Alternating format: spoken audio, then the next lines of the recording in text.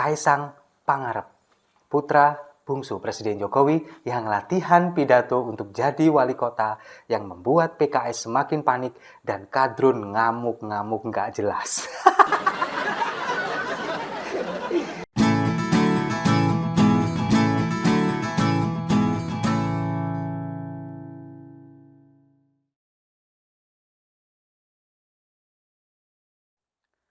Salam damai untuk Indonesia, berjumpa lagi bersama saya, Papa Dimas. Info kali ini datangnya dari Kaisang Pangarep, putra bungsu Presiden Jokowi yang latihan pidato untuk jadi wali kota yang membuat PKS semakin panik dan kadrun ngamuk-ngamuk nggak jelas. Padahal ini baru latihan pidato. Jadi ketika Kaisang ini kemudian diajak oleh Raffi Ahmad sebagai pemilik Rans Entertainment. Nah, kemudian Rans ini, Rans Hebat, ini kemudian ada event menyelenggarakan event yang berkaitan dengan UMKM. Sementara kita tahu bahwa Kaisang ini adalah pengusaha yang kebanyakan adalah usahanya ini UMKM. Ada Sang Pisang yang paling terkenal ini Sang Pisang. Nah, ketika dia kemudian dijadikan bintang tamu di sana, kemudian dijadikan sebagai pembicara, ketika dia memulai pidato, dia mengatakan ini dijadikan sebagai latihan untuk pidato menjadi wali kota. Kita lihat dulu video singkatnya berikut ini. Untuk Rans Nusantara Hebat yang sudah memberikan saya kesempatan untuk berpidato di depan ini saya pakai untuk saya latihan untuk nanti jadi wali kota nanti.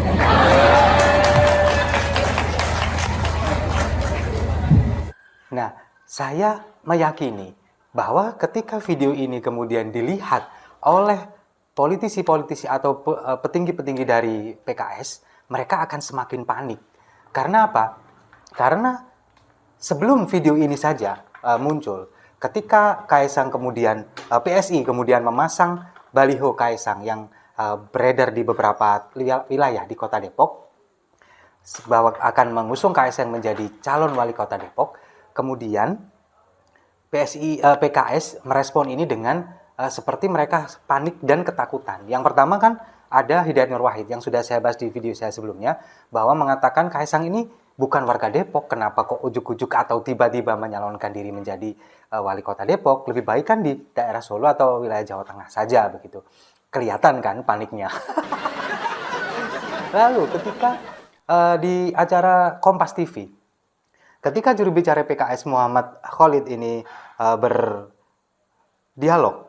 dengan politisi PSI wilayah Depok, ini dia mengatakan bahwa sebetulnya PSI ini nggak niat-niat amat untuk ngusung Kaisang.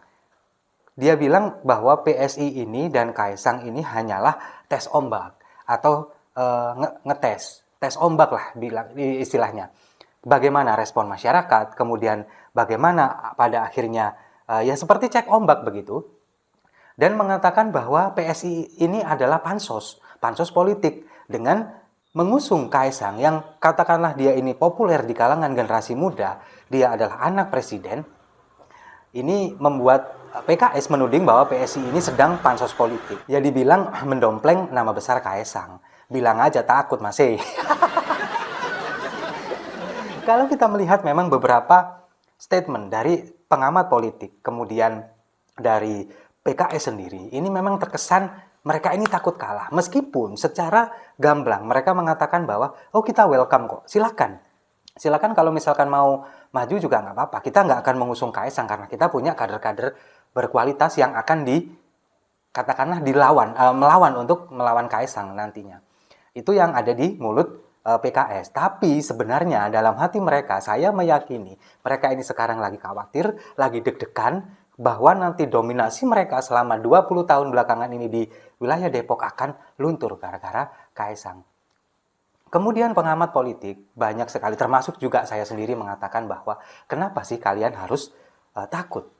Bahwa kemudian banyak sekali yang mengatakan ini adalah bahaya bagi proses demokrasi Indonesia karena ini merupakan dinasti politik dan lain sebagainya. Kalau dikatakan ini dinasti politik, ya enggak juga. Karena apa? Seperti kalau kita melihat Gibran, anak sulung dari Presiden Jokowi yang menjadi wali kota Solo.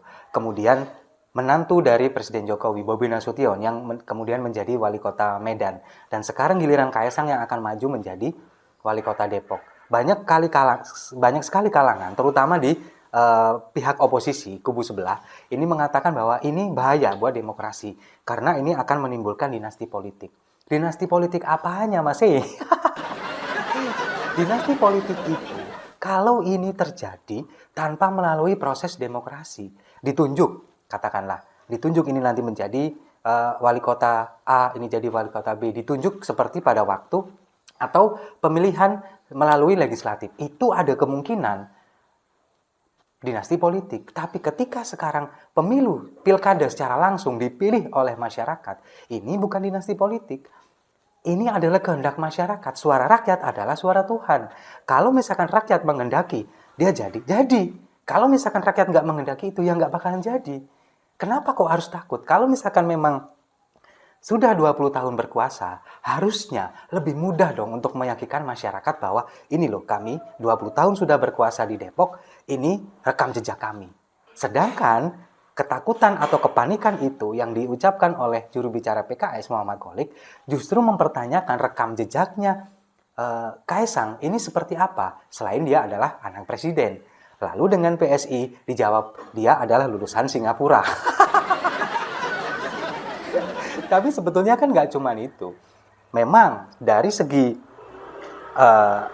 pengalaman di bidang politik atau memimpin suatu wilayah, Kaisang ini belum sama sekali. Tapi dia adalah seorang pemimpin dari beberapa usaha, termasuk UMKM dan usaha startup yang dia miliki.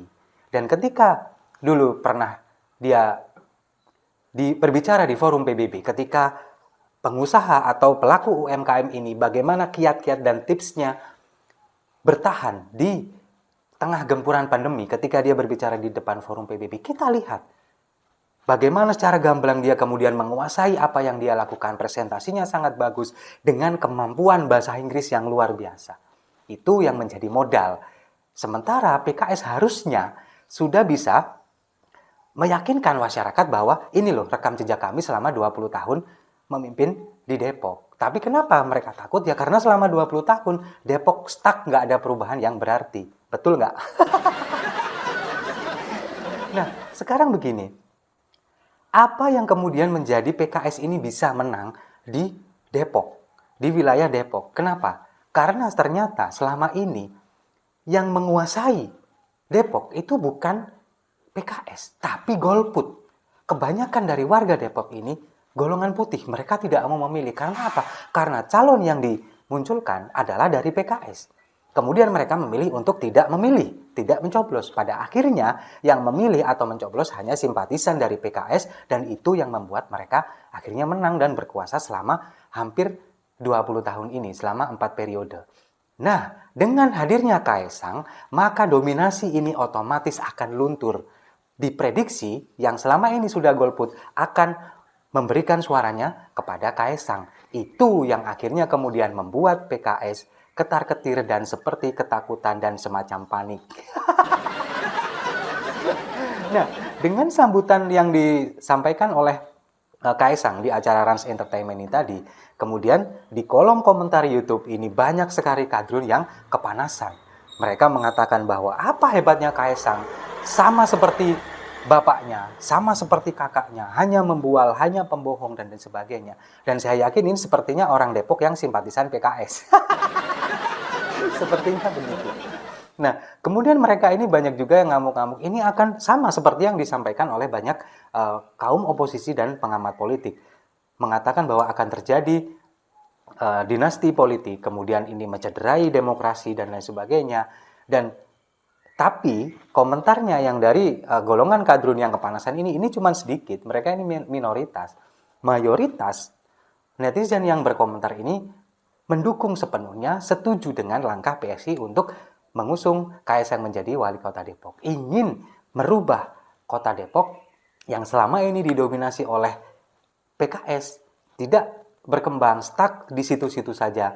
Dan dengan balutan agama, sok-sok agamis tapi masyarakatnya tidak sejahtera. Ini menurut warga Depok. Nah, itu yang kemudian membuat banyak sekali dukungan dari masyarakat. Yang belum melakukan dukungan ini adalah partai politik. Selain PSI, masih belum, sampai detik ini belum ada yang kemudian secara tegas mendukung langkah PSI untuk mencalonkan Kaisang menjadi wali kota Depok. Nah, kalau misalkan ini nanti terjadi, kemudian banyak sekali partai yang ikut mengusung Kaisang dan dia maju menjadi bakal calon wali kota Depok dan memenangkan Pilkada Depok di 2024, entah apa yang terjadi, bagaimana nasib kadrun-kadrun di Depok nanti. Mereka akan semakin ngamuk-ngamuk, mereka akan semakin kepanasan, kemungkinan lahan mereka yang selama ini mereka rasa aman akan kehilangan itu semua. Dan kemungkinan penguasa Depok yang sebelumnya dipegang oleh PKS, yang mungkin merasa selama ini bahwa apapun yang mereka lakukan ini mereka merasa aman, dengan kehadiran sosok pemimpin yang baru semacam Kaisang ini, ada kemungkinan mereka takut terancam dengan apa yang sudah mereka lakukan selama ini. Setuju ya? Kalau setuju, mari kita minum kopinya sama-sama untuk Depok yang lebih bahagia. Saya rasa itu. Terima kasih sudah menyimak. Jangan lupa like, komen, dan subscribe. Sampai jumpa di video-video saya selanjutnya. Salam damai untuk Indonesia.